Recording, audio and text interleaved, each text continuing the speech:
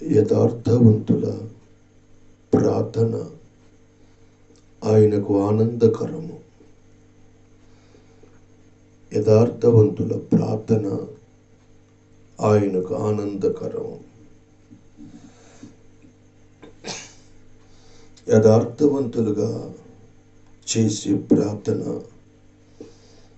ఆయనకి ఎంతో సంతోషాన్ని కలుగజేసిందట. ఆ యథార్థమైన ప్రార్థన మనం చేసినప్పుడు దేవుడు మనకి ఏమేమి మేలు చేస్తాడు, ఏమేమి కార్యములు ప్రభు చేస్తాడు. మొట్టమొదటిగా నీతిమంతుని ఇల్లు గొప్ప నిధిని అని రాయబడింది. యథార్థంగా ప్రార్థన చేసే వాళ్ళకి దేవుడు కలగజేసేది మొట్టమొదటిగా ఏం కలగజేస్తాడు ఆయనంటే, ఆయన మొదటిగా కలుగచేసేది ఏంటంటే గొప్ప నిధిగా, గొప్ప ఆశీర్వాదకరముగా ఆయన మనకు చేస్తాడని రాయబడి ఉంది. ఏ విషయంలో మనకి ఆయన గొప్ప కార్యం చేస్తాడంటే, మొదటిగా మన గృహంలో ఉన్న ప్రతి ఒక్క కొరతని, కొదువుని కూడా ఆయన తీసివేస్తాడు. కుటుంబాల్లో ఎటువంటి మానసికమైన ఆర్థిక పరిస్థితులు, అప్పులు, సమస్యల పరిస్థితులు అవి మనకి కలుగజేసే వాటిలో గొప్ప నిధిని ఆయన మనకి కలుగజేస్తాడట. ఈ రోజున మన కుటుంబాల్లో ధనం విషయంలో ఎంతగానో కృంగిపోతూ ఉంటాం. సంపాదించిన ప్రతి రూపాయి కూడా మిగలట్లేదు. అన్నీ అధికమైన అప్పుల మధ్యలో కూరుకుపోయాను.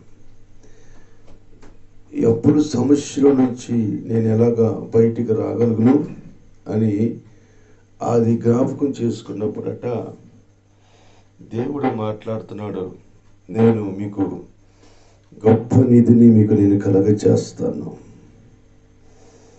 ఆ ప్రార్థన మనకి గొప్ప ఐశ్వర్యాన్ని కలగజేస్తుందట. రెండోది మనం గమనిస్తే, యథార్థవంతుల ప్రార్థన, నీతిమంతుల ప్రార్థన అంట బాధల్లో నుండి విడుదల కలగజేసిందంట. బాధపడు వారి దినములన్నీ తొలగిపోతాయి. యథార్థవంతుల ప్రార్థన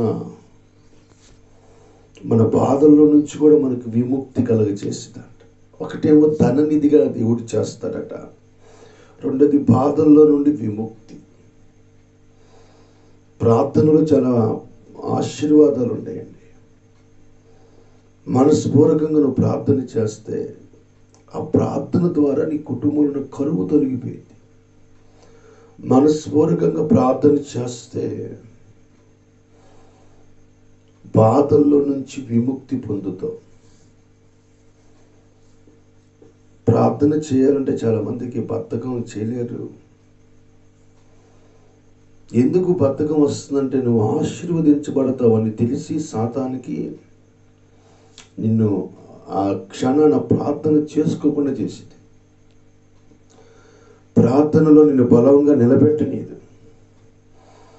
మనుషులు కాదు నీ యథార్థమైన ప్రార్థన ఆలకించేది. పరలోకమున్న దేవుడు ఆలకించి నీ కుటుంబంలో ఉన్న ఆ కరువులో నుంచి విడిపించి, నీ కుటుంబంలో ఉన్న ఆ బాధల్లో నుంచి విడిపిస్తాడు.